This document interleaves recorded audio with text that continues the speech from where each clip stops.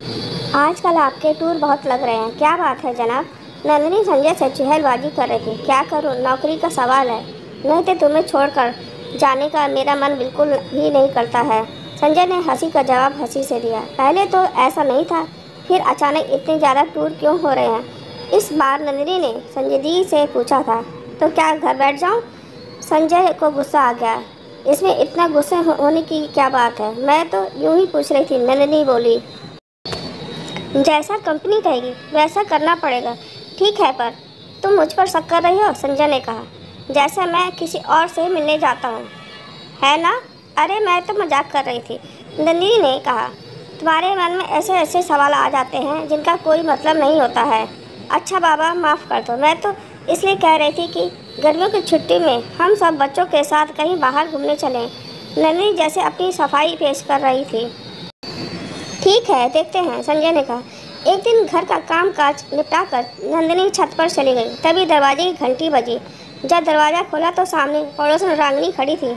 आओ रागिनी भाभी, अचानक कैसे आना हुआ? नंदिनी ने पूछा। तुम्हें पता है नंदिनी, आजकल कॉलोनी में क्या हो रहा है?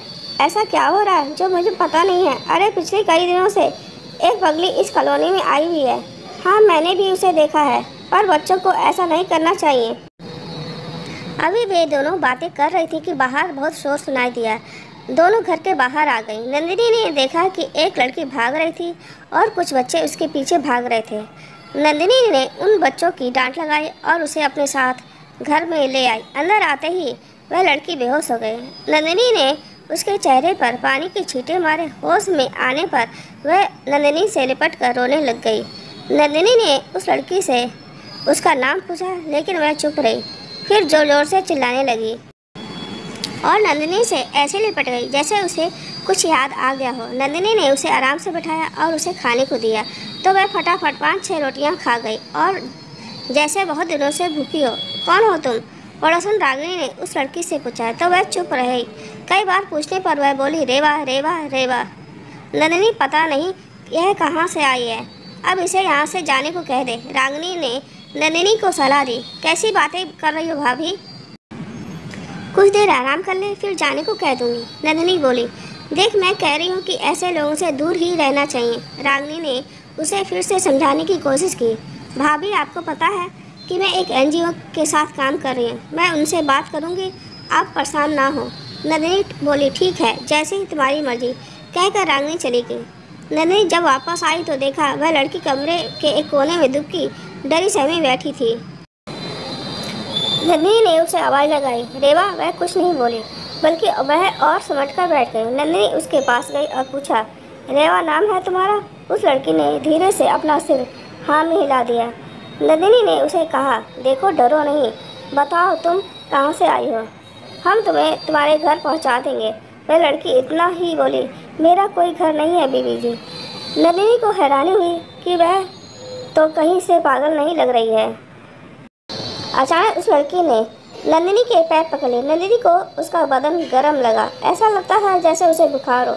अच्छा ठीक है, आज की रात तुम यहीं रह जाओ, कल मैं तुम्हें अपनी संस्था में ले जाऊंगी। बीबी जी, आप मुझको अपने पास रख लो, मैं घर का सारा काम करूंगी। यह कहकर फिर से रोने लग गई। अच्छा, आज तो तुम यहीं रहो, फिर कल देखेंगे, नंदिनी बोली। संजय रात को काफ़ी देर से आया था, सो उसे उस लड़की के बारे में कुछ पता नहीं था। अगली सुबह नंदिनी ने संजय को उस लड़की के बारे में बताया। संजय ने साफ शब्दों में कह दिया, नंदिनी, इस लड़की को अभी घर से निकालो, पता नहीं कौन है। हाँ संजय, लेकिन अभी मैं इसे अपनी संस्था में ले जाती हूँ, मैं रात को घर आऊँ तो मुझे कोई बखेड़ा नहीं चाहिए, कहकर संजय चला गया। नंदिनी नीचे आई तो देखा कि उस लड़की को तेज बुखार था। रात को संजय ने नंदिनी से पूछा, क्या वह लड़की चली गई? नंदिनी ने कहा, नहीं। क्यों? संजय बोला। संजय, उसे तेज बुखार है और ऐसी हालत में लड़की कहाँ जाएगी? अगर वह मर गई तो? मुझे नहीं पता, कहते हुए संजय नीचे चले गया। वहाँ वह लड़की बेहोश पड़ी थी। पता नहीं क्यों संजय उसे देखकर हैरानी में पड़ गया। नंदिनी, शायद तुम ठीक कह रही हो, अगर यह यहाँ से गई और मर गई तो क्या होगा? फिर क्या करें? ऐसा करते हैं, जब तक यह ठीक नहीं हो जाती है इसे अपने पास ही रख लेते हैं। ठीक है। आजकल करते करते कई दिन हो गए, पर रेवा वहाँ से ना जा सकी। वैसे नंदिनी अब तक सिर्फ इतना ही जान पाई वह एक पहाड़ी लड़की है और किसी बाबूजी से मिलने आई थी। तुम्हें यहाँ कौन छोड़ गया है? नंदिनी ने पूछा। मेरे गांव में कई लोग यहाँ पर फेरी लगाने आते हैं, उन्हीं लोगों के साथ मैं भी आ गई। देखो, अगर तुम हमें अपने गांव का नाम पता बता दोगी तो हम तुम्हें वहाँ पहुँचा देंगे। नंदिनी ने कहा, मैं पहली बार अपने गांव से बाहर निकली हूँ और मुझे यह भी नहीं पता कि मेरे गांव का क्या नाम है। पता नहीं वह सच बोल रही थी या झूठ, पर नंदिनी को उसकी बातों पर कभी भरोसा हो जाता तो कभी नहीं।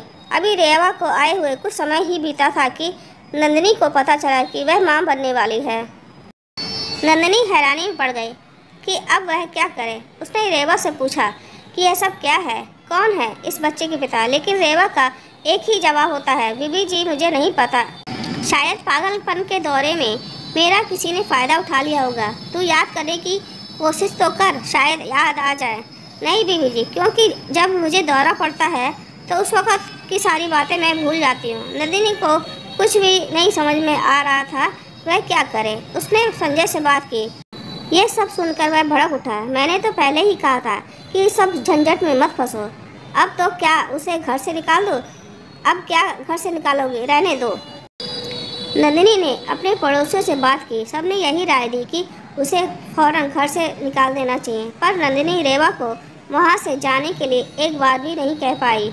रेवा के मां बनने का समय भी आ गया था। नंदिनी अब तक बड़ी बहन की तरह रेवा की देखभाल कर रही थी। रेवा को एक बहुत ही प्यारा बेटा हुआ। उस बच्चे को देखकर नंदिनी को अपने बच्चों के बचपन की याद आ गई। ठीक होने के बाद रेवा ने फिर से घर के काम शुरू कर दिए थे। सब कुछ ठीक चल रहा था कि अचानक एक दिन सुबह नंदिनी ने देखा कि रसोई बिखरी पड़ी है। इसका मतलब अभी तक रेवा नहीं आई थी। कुछ देर उसका इंतजार करने के बाद नंदिनी उसके कमरे में गई तो देखा कि रेवा कमरे में नहीं थी और उसका बच्चा पलंग पर सो रहा था। नंदिनी ने बच्चे को गोद में उठा लिया। बच्चे के पास एक चिट्ठी रखी थी। नंदिनी ने उसे पढ़ना शुरू किया। दीदी, मैं पागल नहीं हूँ, लेकिन मुझे पागल बनना पड़ा, क्योंकि अगर मैं ऐसा नहीं करती तो आप मुझे अपने घर में नहीं रखती। मैं बहुत गरीब घर से हूँ। कुछ समय पहले संजय साहब मेरे गांव आए थे। उन्होंने मुझे एक अच्छी ज़िंदगी के सपने दिखाए, लेकिन बदले में अपने जान ही लिया हुआ कि मैंने कितनी बड़ी कीमत चुकाई। दीदी, मैंने ही साहब को मजबूर किया था कि अगर वह मुझे अपने घर में नहीं रहने देंगे तो मैं आपको सब कुछ सच बता दूंगी। साहब जैसे भी हैं, लेकिन वह अपना घर नहीं तोड़ना चाहते हैं।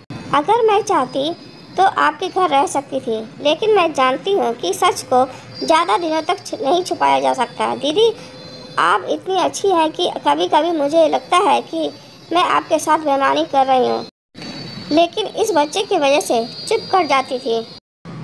दीदी, यह अब आपका बच्चा है। आप जैसे चाहें इस बच्चे को परवरिश कर सकती हैं।